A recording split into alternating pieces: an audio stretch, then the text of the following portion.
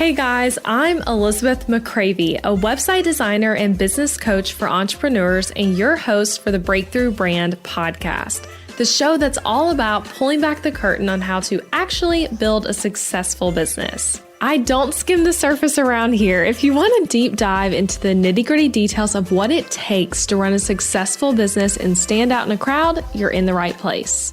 After creating a multiple six-figure-a-year website design business in my 20s, I'm ready to share everything I've learned and everything I'm still learning because I believe the keys to building a thriving business should never be a secret. Here you'll find episodes that are actionable, direct, and fun, like friends chatting business over coffee, and a fresh, honest take on the reality of being an entrepreneur. If you're ready to master online marketing, branding, website design, mindset, and business strategy, then this is the podcast for you. It's time to build your breakthrough brand. Let's do this. Hello, friends. Okay, you heard the wonderful Courtney Lazar on episode 226 of the Breakthrough Brand podcast already. And on that episode, we talked about a very different topic. It was all things ClickUp and project management tools. It's a really good systems and business episode. If you haven't listened to that one, definitely give it a listen after this one. But Courtney is so much more than a systems expert. She's also a mom to a toddler with another baby boy on the way who works just one day a week and runs a multiple six-figure a year business. She runs an agency model with a team, and she actually considers herself a stay-at-home mom on those non-work days where she truly is unplugging from work. And just that one day a week, she is running her multiple six-figure a year business. And she's scaled her business with a team and still is making great income that supports her and her family. And she's been working just one day a week since 2021. So it's not like a new thing for her. She's really gotten this down. And this is something I've known about her for a while now, as we both have had our businesses around a similar amount of time, and we've both been in similar seasons of motherhood together and always have something to talk about there. But I was like, I want to talk to her about ClickUp, but I also want to talk to her about motherhood and scaling her business. So in this episode, we talk about the how of how does Courtney do this? How just one day a week? What does the business look like on the back end? What does her childcare look like? What's her exact work schedule? We talk about scaling your business with a team so that you can really step into that CEO role in your business. And there's just so many great tips in this short and sweet episode. So even if you're not a mom, I want to say, if you're not a mom of little kids, maybe your kids are all grown, so you're like, this doesn't really apply to you, or maybe you don't have any desire to be a stay-at-home mom, I want to say there's still something for you here, because what we all want as business owners is how to work less and step into the CEO role in your business more. So even if you're in a different season of life than Courtney, there's still a lot here for you about just stepping into that CEO role and really scaling with a team and scaling back so you are not in your business constantly making sure everything runs perfectly. So Courtney and I have known each other online for years, and I said this last time, but she is a real mom and business owner pal of mine. I've been on her podcast a few times. That's called Back End Brain, and she was one of my very first template customers ever. I'm talking top 5 first people. And that's how we originally met. So that's just super cool. And I've worked with her as a client of hers for my ClickUp system setup last fall is when we did that. So that was cool as well. And a little bit about Courtney. She is the CEO and founder of Systems Up, which is an agency of system solution champions and educators on a mission to elevate the way online business owners think about their back end tech. And again, she works one day a week, stay-at-home mom the rest of the time. So let's talk to Courtney about that. Here's my conversation with her. All right, guys, I said I'd be back with Courtney, and I am. And this time we're talking about we're talking about working mom life and scaling back a business to scale up, being home with your kids. And I know that's something that a lot of you guys are going to relate to, because a lot of you are in that season of figuring out motherhood and business, figuring out motherhood with a side hustle. So anyway, I literally wanted to talk to you about this on a podcast for 1,000 years. Because like we said in the last episode, we talk about mom stuff a lot together. And then I've just been so impressed by watching the way you do motherhood and your business. And then after working with you as a client of yours, I'm also oh, this is just so incredible. So this is going to be a really great conversation. Courtney, will you tell everyone just a little bit about you? Yeah. So my name is Courtney Lazar, and I'm based down in the Florida Panhandle near Destin, Panama City Beach. I have a almost 2-year-old son. He will be 2 in September. His name is Luca. And I have another little boy on the way in December. So we have another one that we're adding to the clan. And I'm a business owner as well. So I have been running my business for 5.5, almost 6 years in December. And I work from home, and I have been working 1 day a week since 2021. So it'll be 2 years in September, which is crazy. Yes. And people are all like, wait, how is she doing that? And she didn't even mention, but she has a multiple 6-figure a year business. Yes. And so it's like, that's also, Courtney does not have a cute side hustle, which those are great too. Yeah. And my business started as a cute side hustle, but it's like you've built like a very successful business. Yeah. We run an agency now, and we have a team and all the things. So it's a fully fledged business at this point, which is also crazy because I didn't even think I'd survive the first year, but here we are miraculously and still able to keep everything running while getting to be mom. So it's worked out perfectly for life and how life changed. So, So, and you know, like you said, Luca is almost 2, and we said this in the last episode, Luca and Colin are 3 weeks apart. So we just like have all the mom stuff in common. And I'm like right in that same season as you. But I know something that has always like drawn me to you as another business owner is that we both have, I know a lot of listeners do too, but this like common desire to build our businesses with life in mind first. So not being like, business is everything. I'm going to fit in these other things like in the hours I can, and as much time I can put to my business is the goal. And so you're just really intentional with your business. But my question for you is like, have you always felt like you were that way from the start? Or is it that since having Luca and then being pregnant again with the second baby, like how has that all changed? I think I was definitely more like that at the beginning, and it evolved, but kind of like what I talked about in our previous podcast episode on like how I got started with my business. A lot of it boiled down to like not feeling fulfilled in what I was doing and how I was living my life on a day-to-day basis. Like, you know, the whole concept of like, oh, you need to be sitting in a chair for 8 hours a day, even if you got done with your work in 3 hours. And I was just like, man, this is not what I want. And so when I first started my business, it was, I want location independence because I want to be able to travel and go do all the fun things. And I want to be my own boss because I want to be effective and useful with my time. And I want to also be in control of what I earn. And so those were big 3 contributing factors as to why I started my business. But, you know, then I had Luca. So I met my husband, we got married, bought a house, settled down in Florida. And then we had Luca, and life completely changed, right? It completely changed. And the good thing about business and what is great about being a business owner is you get to choose what your business looks like. You get to decide if, you know, hey, do I want my business to look a certain way? How many hours do I want to work? What is feasible for me? And I was able to transition into a role in my business that better met the needs of my personal life. And if, you know, it's kind of funny because like when I looked back, you know, 5.5, 6 years ago, I didn't have any idea that the decision I was making at the time was going to lead so perfectly into setting myself up for being able to be home with my son and still contribute financially to my family.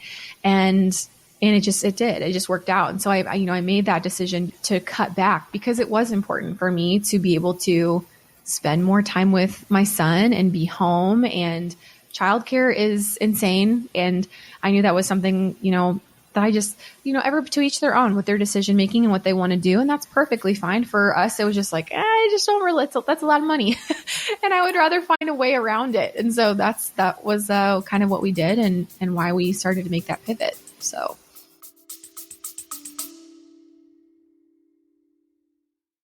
Interrupting this episode with a suggestion for the small business owners listening.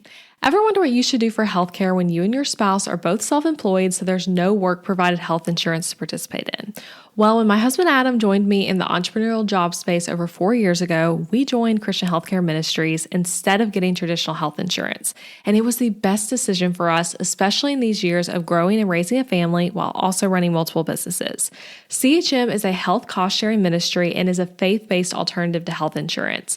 We did tons of research before choosing CHM, and if you know me and Adam, you know we are all about doing the math when making big or small financial decisions.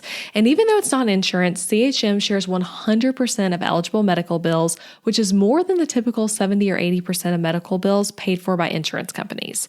All sharing is determined by the CHM guidelines, which you can check out before and after joining. And for the mamas and mamas to be listening, you truly cannot find a better healthcare option for maternity care. I had a vaginal delivery and a C-section and birth center care and hospital care between my 2 pregnancies and births, and it was all 100% shared for. And outside of birth, we've had our share of emergency room visits and procedures as a family, and those costs were all shared by members at Christian Healthcare Ministries, leaving us only paying our monthly contribution. CHM is less expensive month to month than insurance, and because there's no network, you can choose your care with whichever providers best fit your family. I seriously just cannot recommend Christian Healthcare Ministries enough. You've got to check them out. Go to elizabethmccravey.com/CHM for more information. Also putting that link in the show notes, elizabethmccravey.com/CHM. Now back to the episode. Yeah, I love how you said that it was like you didn't necessarily know that these early business decisions would end up being like impacting you so well in motherhood. I feel that same way when I look at my business of like, oh yeah, like I knew that was like a goal for these things to like collide well in a certain way, but you don't really know until you're like in it how that like actually will look. And I'm so thankful for it. I look back and I'm like, thank you for sticking it out when it was hard, because it's paid back tenfold now at this point in time. So So, okay, you work 1 day a week.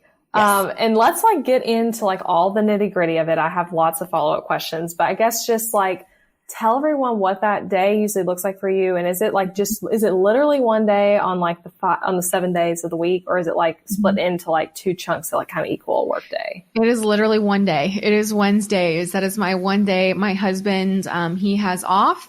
And so he's home with our son, and they have a daddy son day, which they love. And it's so cute and adorable. And, you know, they go get into all kinds of trouble.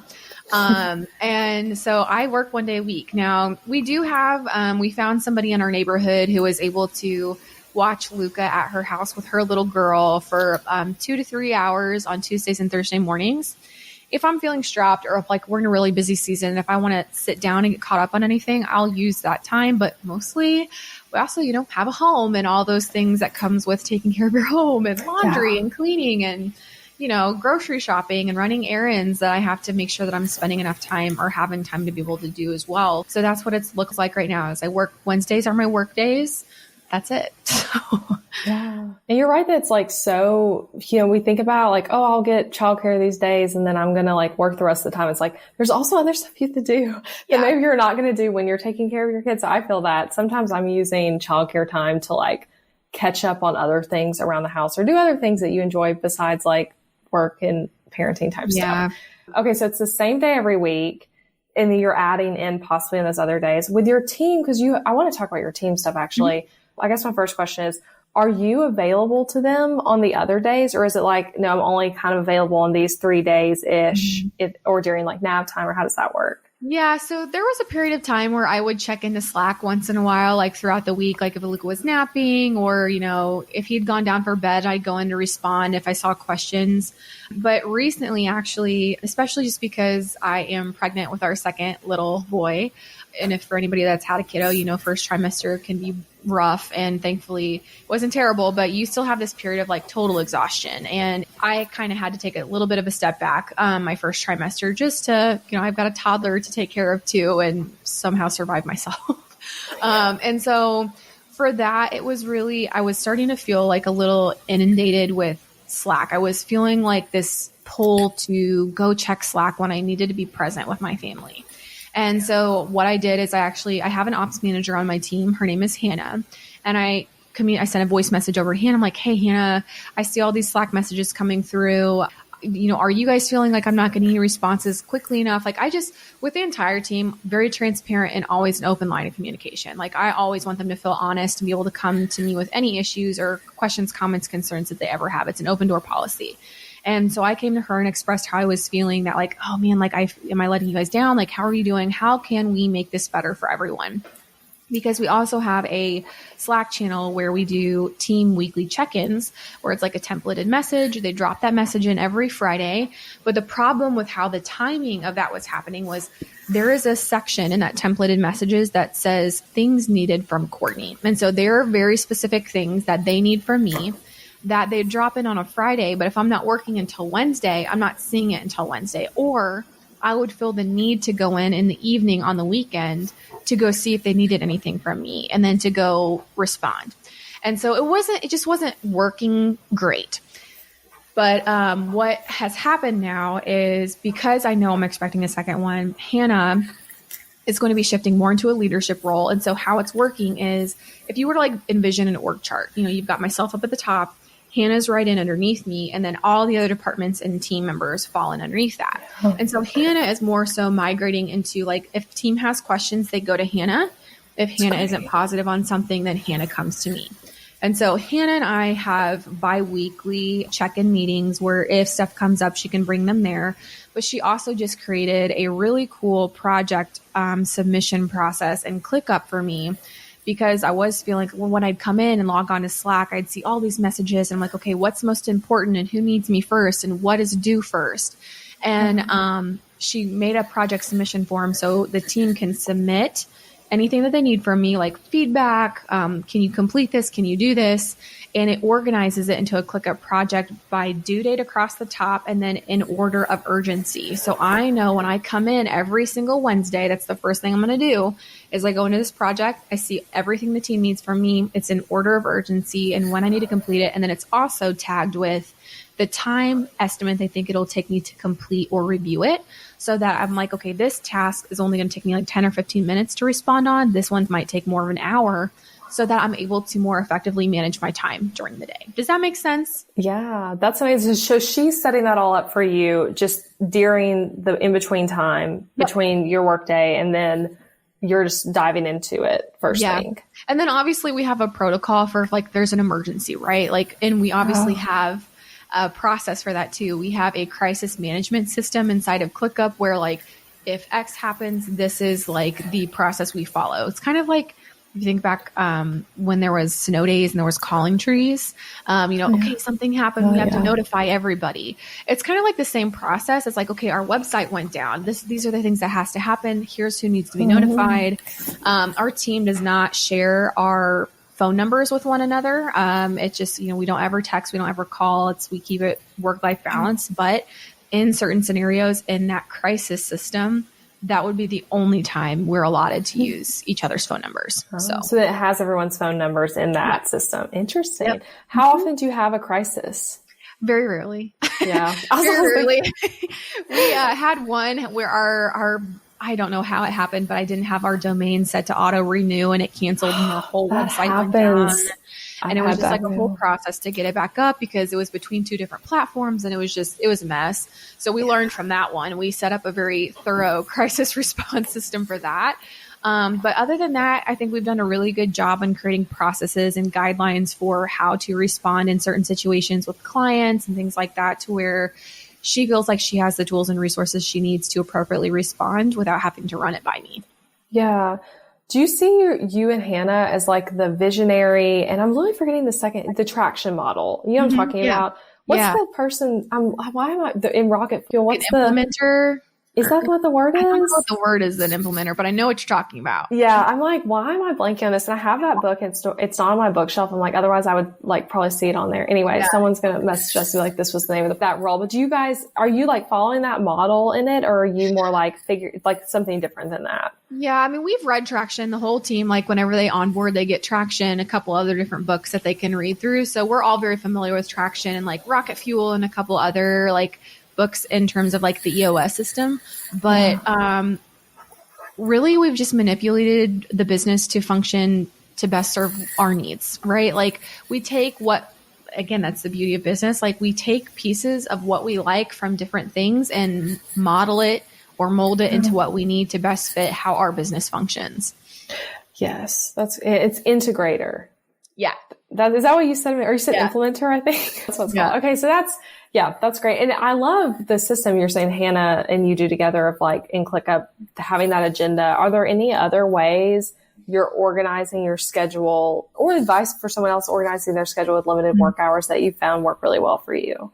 Yeah. So a couple of things that we've had to do. I've had to limit the amount of meetings that get put on my calendar, or we'll have like one day a month where I don't have any meetings on my working day, just because my calendar can get really full when I only have 4 days a month that I'm taking calls. I have a podcast. I have to do podcast interviews. I still do discovery or sales calls with our clients, and some team meetings. And then obviously some stuff pops up randomly.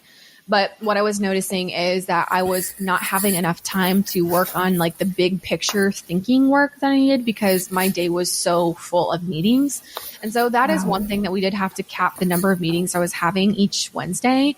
But what it's forced us to do is also look at where can team members step in and host, particular meetings. So as an example, today actually, is, the quarter wraps up on Friday. And so we have quarterly reviews with our team members.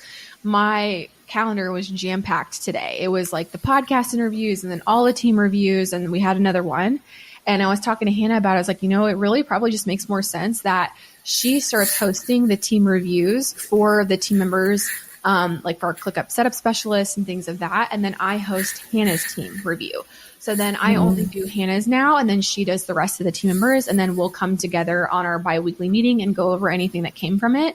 But that is really the big thing, is just like I wouldn't say I have like a big structure in terms of like what my day looks like every day or every Wednesday, just because it can change depending on what's going on in the business and the needs of the team. But that is the one contingency, is the number of meetings that I allow on my calendar. Yeah, that is like the realest thing ever. And that is the struggle of my life, is feeling because I have like 3 solid work days, and I feel like I have too many meetings all the time. I actually did an analysis of a month, a few weeks ago, like looking at the previous month, being like, okay, I feel like I was in a ton of meetings. Like, what actually were these meetings? And let me categorize them out and be like, which ones are ones that maybe I should have said no to, which ones were necessary. Why were there so many this month? Why was I feeling like every work day I had at least one meeting? Because it is hard to like get in that focus zone, especially if they're like really spaced out. You each have little tiny gaps where you're trying to like fit stuff in. And I would say there's something to be said for asynchronous communication too, right? Like, nobody really likes to be on meetings, at least not that I'm aware of. If you are, props to you, but I'm not one of them. And so we really try to have as asynchronous a communication as possible on our team, so that we are being the most efficient with our time in our meetings. And whenever we do have a meeting, that agenda is prepped days ahead of time, and everybody has submitted everything that they need on that agenda ahead of time, so that when we pop on, we have a real clear list of what we need to cover and make it as efficient as possible. That's good. Yeah. And that's such a huge thing, and I think everyone needs to really hear what you just said of like not going into a meeting just because we think we're supposed to meet, or without a very clear agenda, which can be very tempting to do. Yeah. And it's okay if maybe the agenda is like, you're trying to get to know this team member better. That could be an agenda on its own. But generally speaking, the agenda needs to be like a reason for the meeting. And tools like, our last episode talking about ClickUp and Slack and all these different tools, that really can help cut down meetings, because you can do things like voice memos, and you can use things like Loom to record videos in lieu of a meeting. And that's super, super helpful. How did you decide? So, you like are a great example, which I think everyone listening is probably hearing this, but I just want to say it, of like someone really, really stepping into that CEO role where you are like, you're showing up as the face of your company, but you're not building a personal brand anymore, really. I don't know. Would you agree with that? Oh yeah, 100%. We just actually went through a huge rebrand back in March, specifically for that reason, because I could not be the face of the business anymore. Like, it couldn't be a personal brand. It needed to be an agency, and that it's obviously founded by somebody, and then there's a team of people. And so that's what the pivot that we made this year, actually. Yeah. And that like works great for your life goals, which is what like we're talking about, being able to like work less and be with your children more. But by stepping to that CEO role, it is like, like the team is answering to Hannah, and Hannah's answering to Courtney. So you're not having like a gazillion people asking you questions constantly, which is where you're going to end up feeling like you need, at your level in business, like a lot more time for meetings and a lot more work hours, all that. Do you want to discover the driving forces behind every purchase or new client you get? Do you want to transform your marketing game with a fun exercise in crafting irresistible copy? I just created a brand new freebie download that people are already loving, and it is a marketing exercise in a 16-page printable workbook. This is the exercise I've done for years in my business to help me in creatively marketing my services and products in a way that actually touches on the reasons people make buying decisions. You can get this guide for free at elizabethmccravey.com/workbook. Reasons, short for reasons people buy. And I'll also link to that in the show notes. Don't miss this. It's so helpful and a really fun exercise too. But how did you decide which roles and tasks only you can do versus like, oh, this should go to Hannah or this should go to just like one of your other team members? That's a good question. So it actually started when I had Luca originally in September of 2021. My original goal was I'm going to take 8 weeks maternity leave and then I'm going to ease back in behind the scenes and then I'll step back into client work. And that was the goal. Well, I had Luca and my time was coming to an end on my maternity leave and I was nowhere close to ready to getting back into the swing of things. And just for some context, we don't have family anywhere near us. Like my husband's family is in Europe. My family is in Missouri. It's just my husband and I. And so that does add a level of complication to like our situation a little bit because we don't have somebody to call and just be like, hey, can you come watch the kiddo for a little bit or, anything like that. So I would say everything transitioned out of necessity. Number one, it was either, hey, I don't have a business anymore or I have to find a way to make this work on a very, very limited schedule. And so when we made that transition, I basically made a list of things that I was like, okay, these are the things I'm doing. These are what I would say are an Achilles heel or like a break in our chain, so to speak, as I don't think I can delegate these things. Now, that is also kind of a limiting belief because it's not that those things can't be delegated. It's that they're scary to delegate or that I'm not comfortable to delegate them, but there is always a why. And obviously, like we're big systems people, and with systems, you have to remove the emotion from what you're thinking and look at it analytically to understand like, what is the solution to this problem? Remove the emotion. What is the solution?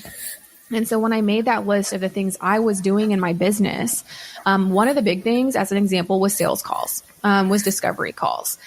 And so that was one thing that I knew I wanted to either be able to outsource or eventually train a team member on. And so, we tested some things with that. And we made like guides, like scripts to a discovery call or sales call when I went on my maternity leave, frequently asked questions that clients ask, just trying to give my team as many resources that they would need to effectively be able to respond or answer to things. And so that was really the big thing that I first started doing, was just like compiling a list. I made a list of the things that I didn't think somebody could do. And then for those, I came up with like a solution for what was the reason why and what is the solution to it. So one other example that I feel like a lot of people can probably relate to is client communication, allowing certain team members or just team in general to be able to the main point of contact for your clients was a really, really scary thing for me because I didn't think that people would be able to make my clients feel as like taken care of and loved and like understood as I was able to. And so we actually created a client communication SOP or client communication guide on how to draft messages. And we actually Hannah just redrafted this yesterday. So we actually have a brand new one so that we have some more for like more customer support type of things. So like how to use like positive language versus negative language. And when you're drafting a message, avoiding run-on paragraphs and use more bulleted style, like making it very clear with expectation. So there's a whole process to it, right? And now they have all the tools that they need to be able to go and do those things. And I trust that they can do that because they have the resource to do so. So that's kind of like a long-winded answer to your question, but that's how we got started and like identifying what I could work on, how I could pass the baton to Hannah. Obviously, there was a big like line of communication that I had to keep open with Hannah to make sure that I had a pulse on what she felt comfortable with, because that's the other thing too, is like, I want to make sure I'm not putting her in a position where she's, scared or nervous or anxious to be doing something. I want her to feel like she's in a good environment and comfortable with her role too.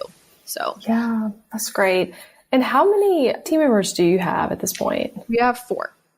Okay. And are they contractors or W-2, or how are you setting that up? They're all contractors as of right now. That's not to say it won't change down the line, but as of right now, everybody's a contractor. And are there other contractors you're working with outside the four that are doing like other things, like, for example, like editing your podcast or uploading blog posts or social media and things like that? Or is it really just like y'all are these four people? It's just us four. We try to keep things as in-house as possible. Before we ever started our podcast, we had somebody on the team learn how to edit podcast episodes, and then we created SOPs. And so everything that we do is in-house now. So, there's very, rare instances where we may outsource, maybe eventually down the line, since we are an agency, that we would outsource with a sales agency for helping to handle more of like a sales and acquisition process if the growth allowed. And, but for right now, everything is just in-house. Yeah, that's crazy that you're in-house for everything. I feel like you don't hear that often, especially when something like contracting, like podcast editing. Yeah. With that, like training a team member to do something like that that's so technical, do you feel like how do you feel about the idea of like, oh yeah, they might leave, but you just taught them how to, you know what I mean? Yeah. I mean, that's always a possibility, right? Like it's always a possibility somebody can leave, but that's why we have systems and processes in place in case somebody does, is we have a Loom video for every step of the process. And so if Hannah or Haley or anybody on the team left, then we have everything we need to slot somebody into that spot really easily. Now, that's not to say like, hey, we might have to pause the podcast for a couple of weeks, or, something where we might have to do like a little damage control, so to speak. But we have everything built into a process enough that it's easy to like have other people step in when it's necessary.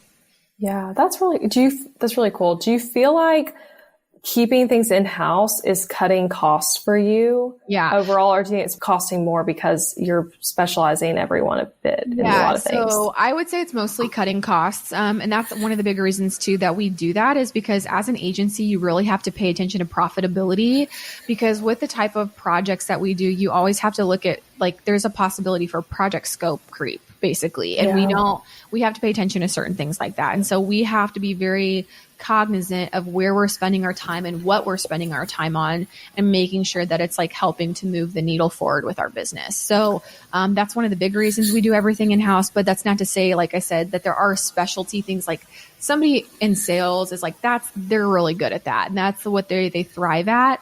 And that's what, in an instance when we would look at specializing in something, whereas like the podcast editing, like, yes, it's a specialization, but it was something technical that we were confident. Like we had a podcast editor come in and create the trainings and create everything for us. So like we had it handed down from a podcast agency to train our team on.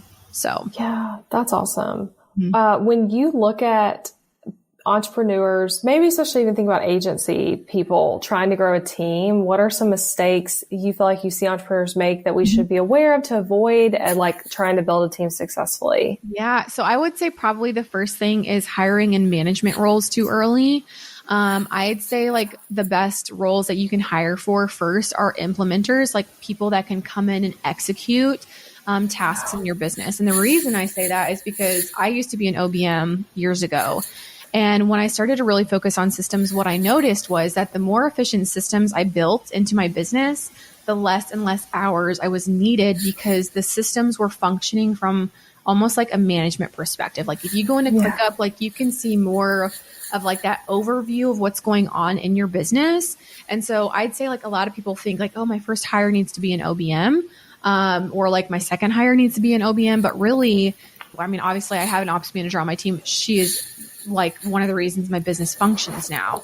But those first couple of hires need to be the doers, the implementers, the executors that, they get stuff done and they move the needle forward. And then from that point, once you have the ability to hire a manager and you see the growth then it's needed, then you could come in and have somebody manage.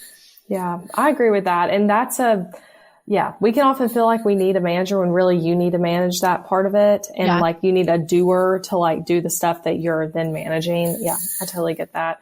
Yeah. Okay. So to talk about again, the mom life and you being like a stay-at-home mom and the other days that you're not running your very successful business, I have a kind of weird question with it. And then I want to talk about like for people who are like, oh, I want that too, where they should start. Yeah. But for you, why not just do what most women are doing of just hiring more childcare? Yeah. I think it just kind of boils down to personal preference. For us to we live in a small town, small community. There's not a lot of childcare options down here. Number one. Number two, it's super expensive. And it just, for us financially, I was like, it just doesn't make sense for us to pay that much. I mean, and we live also it's a small community, but it's also a very touristy, wealthy area, that is, we're very close to the beach. So you think about the big beach houses, obviously we don't have one of those, but that's the area that we live. And so because of that, prices down here are just crazy, like groceries even. So childcare prices are even more expensive down here than average. And so childcare, just, paying for that was just not something that we felt comfortable with, I guess. And I also just knew for myself, I wanted to be home. I wanted to, I wanted to be able to spend time with Luca. I didn't want to miss anything. I just couldn't fathom the thought of it. And so that's why I said what I did about keeping my business. I mean, that's obviously what I wanted, but if it boiled down to it, I would have chosen to give up my business versus, the situation I have right now thankfully worked out. But it was just, I think it's personal preference. And just because I wanted to be able to spend time and be present with Luca. So yeah, I totally relate to all of that. Yeah. That's awesome. So for someone listening who's thinking, I really want that too, maybe they're thinking, I want to scale my business, scale down my business and scale down childcare and be home more, or someone who's pregnant right now and anticipating how that's going to change their business. What are some maybe steps or just where they should start in planning towards kind of what you're doing? Yeah. So, I mean, this is a good example. I mean, thankfully we had already done the prep work because I had already had Luca, but now that I'm expecting a second baby, we're kind of going back to the drawing board a little bit and just making sure that we've got everything covered so that when I am out of office, everybody's good to go. And we actually have a freebie on our website that this directly relates to. It's how to stop doing the stuff that you hate in your business, which it's also really it's about how to eliminate the things that aren't working in your business, but it applies to wanting to go on an extended leave. We also have a course actually on taking an extended leave, but the main concept to everything in that is we want to focus on what I'm doing and we want to make a plan for how to transition it to somebody else's plate or have a game plan to be able to pause it. And so we use ClickUp like we talked about obviously in our first podcast episode, and we build this all out in a project in ClickUp, and it's called a transition timeline or whatever you want to call it. But I go through and I make a list of all my tasks or my responsibilities. I make a list of who is going to, if I'm going to delegate it when I'm out of office, if I'm going to pause or end it, and then if I'm going to find a way to automate it. And then from there, we go in and I have a team member assigned to the ones I'm going to delegate. So if hey, I'm going to delegate this one, Hannah's going to take this over after I go on maternity leave. And so we go through and make a plan. And then we also choose okay, here's a start date for your training. Here's the date that we're going to officially assign this over to you. And I always give some leeway so that I'm present when they take the task over. So if they have questions when they're doing it, then we can go from there. But we basically create a plan, a takeover plan, and ClickUp and execute. That's awesome. And with this maternity leave, with your second, I know you said you took 8 weeks last time. Are you planning to do anything different that you learned didn't work well from the first pregnancy? Taking a longer one for sure. I think my mistake last time was at least I planned to not have a plan, but when I came back last time, I didn't have any structure, my one day that I was dedicated to work or anything like that. And I was just spreading myself too thin. So when I was going in for Luca was down for a nap, I would try to pop in for work. And then it just wasn't working, and it was more overwhelming than anything. So I think I'm going to extend my leave a little bit, but also just I've got a little more structure, and I've done it. So this time around, thankfully I kind of know what to anticipate when I come back. Obviously things could be different too when I have 2 kiddos versus 1, but we at least have an idea of how, and the team is used to it at this point. They're used to working if I'm not around and still being able to execute. So yeah. That's awesome. Yeah, I love that planning. Okay, let's do a few rapid fire questions to close us out. So, what is your favorite ClickUp template in your shop that maybe listeners of this episode should check out? Yeah, I'd say it's probably our lead management tracker. So we create like a lead capture pipeline inside of ClickUp that also can convert to an active client pipeline. And I feel like it's a really good, I really love that one just because I can see all of our leads coming in. I can see where they're at in process. And then when they get converted to a client, I can see where all of that is. And so I think that's probably one of my favorite ones is the lead and client tracker or management tracker. That's super helpful. Okay. In the last few years, maybe think about just since you become a mom, what have you been better at saying no to, as in like different things like distractions and stuff like that you're better at saying no to? Everything. I feel, what I mean by that is like, I feel like when you become a mom, like you have this more like natural, like mama bear instinct that comes in that makes it easier for you to set boundaries, so to speak. And so when I started seeing things that were maybe like not making the best impact on our personal life or for our family, or if I just felt like, okay, by adding this to my plate, I'm feeling spread way too thin for my family and I'm not showing up as the best version of myself, then that was like an indicator for me that like, okay, this is a no. A lot of it comes down to meetings. Like I can't just do like, I've got a schedule with the toddler. I mean, for the most part, like as much as you can have a schedule.